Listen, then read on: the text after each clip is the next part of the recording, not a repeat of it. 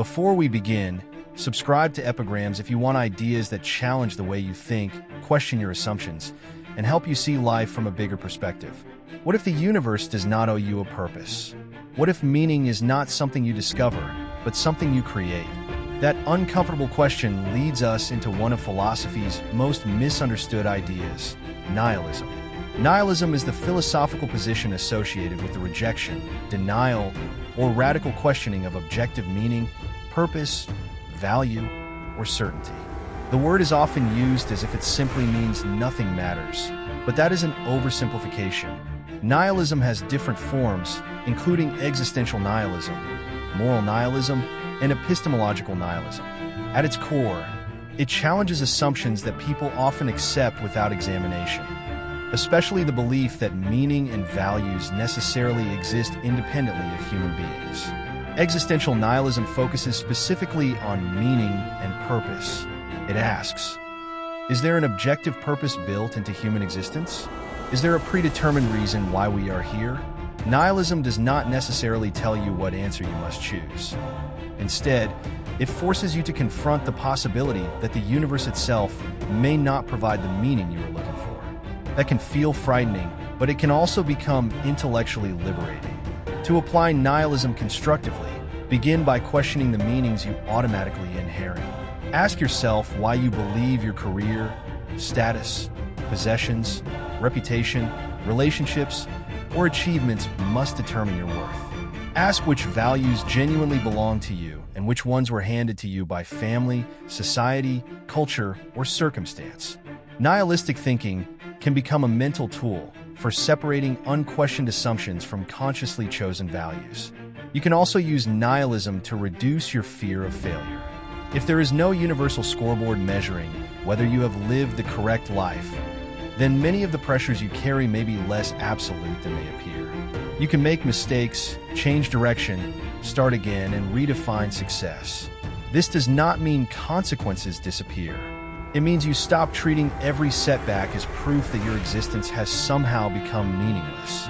One advantage of confronting nihilism is that it can expose the difference between objective meaning and personal meaning. Even if you conclude that the universe provides no predetermined purpose, you can still love someone, create music, study philosophy, build a family, help another person, explore the world, or pursue excellence. A sunset does not need an eternal cosmic purpose for you to appreciate it. An experience can have value to you without being written into the fabric of the universe. Nihilism can also strengthen intellectual independence. When you question supposedly absolute beliefs, you become more comfortable examining evidence and revising your conclusions. Instead of asking, "What am I supposed to believe?"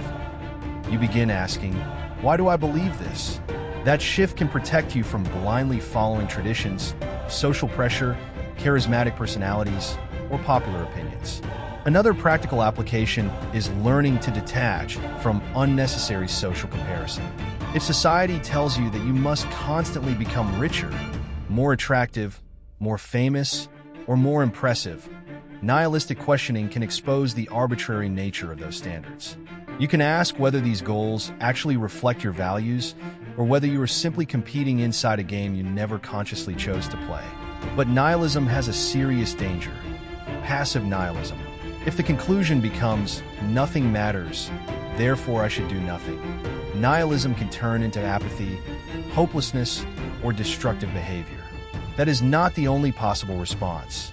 A person can recognize the absence of guaranteed cosmic meaning and still choose responsibility, creativity, compassion, discipline, and purpose. The philosophical challenge is not merely destroying meaning. It is understanding what happens when inherited meaning is questioned. This is where nihilism can become a starting point rather than an ending. Once you stop assuming that meaning must be handed to you, you can begin constructing a life around consciously selected principles. You might choose curiosity, freedom, love, creativity, knowledge, courage, service, or excellence. The important question becomes, if meaning is not guaranteed, what will I choose to make meaningful? Nihilism is important because it forces humanity to confront uncomfortable questions about existence, morality, knowledge, and purpose. It challenges us to distinguish facts from interpretations and inherited beliefs from chosen convictions. Even if you ultimately reject nihilism, understanding it can make your worldview stronger because you have tested it against one of philosophy's most radical challenges. Perhaps the greatest lesson is this: the absence of predetermined meaning does not automatically require the absence of meaning in your life. You may never receive a universal answer explaining why you exist, but you can still decide how you will use the time you have. Nihilism asks you to stare into the possibility of nothingness. What you do after facing that possibility is where philosophy becomes personal. If you enjoyed this exploration and want more ideas that challenge the limits of conventional thinking, subscribe to Epigrams and keep questioning everything.